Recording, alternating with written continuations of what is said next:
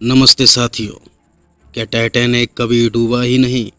यह एक ऐसा सवाल है जिसने दशकों से विवाद और षड्यंत्र के सिद्धांतों को जन्म दिया है। क्या आपको पता है टाइटैनिक के डूबने को लेकर बहुत सी कॉन्स्पिरेसी थ्योरी इंटरनेट और यूट्यूब पर मौजूद है। कुछ दिनों पहले टाइटन सबमरीन के डूबने की त्रासदी ने पूरी दुनिया को चौंका दिया था। समुद्र की गहराइयों में 5 अरबपतियों की मौत हो गई थी और इसके बाद से एक बार फिर टाइटैनिक को श्रापित कहा जाने लगा। ऐसा जहाज जो डूब नहीं सकता था, आखिर उसके साथ अप्रैल 1912 की रात को हुआ क्या? हमें पता है कि टाइटैनिक को न्यूयॉर्क पहुंचना था, लेकिन क्या वाकई टाइटैनिक ने अपनी यात्रा शुरू की थी?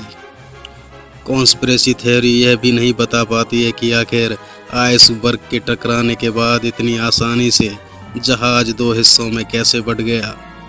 आखिर क्यों टाइटैनिक में जरूरी लाइफ बोट्स नहीं थी जो पैसेंजर्स को बचा सकती थी? सरकारी आंकड़ा कहता है कि टाइटैनिक में लगभग 1500 लोगों की मौत हो गई थी, लेकिन थ्योरीज यह भी कहती हैं कि असली आंकड़ा इससे बहुत ज़्यादा था। क्या वाकई डूबा था टाइटैनिक या सिर्फ एक झूठ था? अप्रैल 1912 की डरावनी रात को एक जहाज डूबा था, ये तो हमें पता है। उसमें हजारों लोग मारे गए थे, इसके बारे में भी हमें पता है। लेकिन क्या यह टाइटैनिक ही था? यह टाइटैनिक की सबसे चर्चित कॉन्स्पिरेसी थ्योरी है। असल में इसे बनाने वाली कंपनी के मालिक जेपी मॉर्गन ने जहाज ही बदल दिए थे। दरअसल जेपी मॉर्गन की कंपनी के पास टाइटैनिक जैसा दिखने वाला एक और जहाज था जिसका नाम था RMS ओलंपिक। यह जहाज पुराना भी था और इसका एक्सीडेंट भी हो चुका था। इस जहाज पर मॉर्गन को किसी तरह का कोई इंश्योरेंस का पैसा नहीं मिला था। इस जहाज के कारण कंपनी को बहुत नुकसान भी हो रहा। इंश्योरेंस के पैसे ठीक से मिलें और कंपनी को नुकसान नहीं हो, इसलिए जेपी मॉर्गन ने आखिरी समय में जहाज को बदल दिया।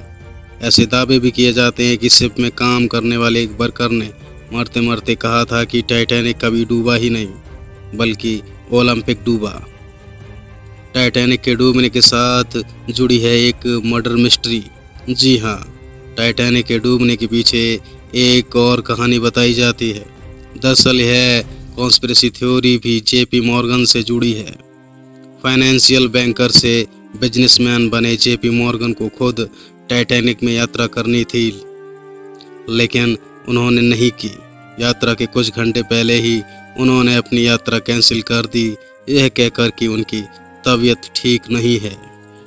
इस जहाज पर उनकी जगह उनके सभी दुश्मन मौजूद थे, वो सभी लोग जिनसे जेपी मॉर्गन के बिजनेस को खतरा हो सकता था, इस जहाज के साथ डूब गए थे।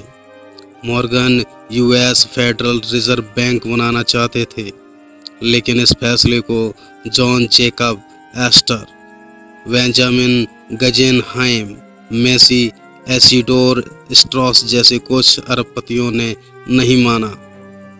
ये सभी टाइटैनिक त्रासदी में बच नहीं पाए। इस थ्योरी को मानने के पीछे कारण यह है कि टाइटैनिक त्रासदी में फर्स्ट क्लास के पैसेंजर के बचने की ज़्यादा गुंजाइश थी, लेकिन इन तीनों में से कोई भी नहीं बच पाया। तो वीडियो देखने के लिए धन्यवाद। अधिक रोचक षड्यंत्र के सिद्धांतों और ऐतिहासिक रहस्यों के लिए हमारे चैनल को सब्सक्राइब करना ना भूलें।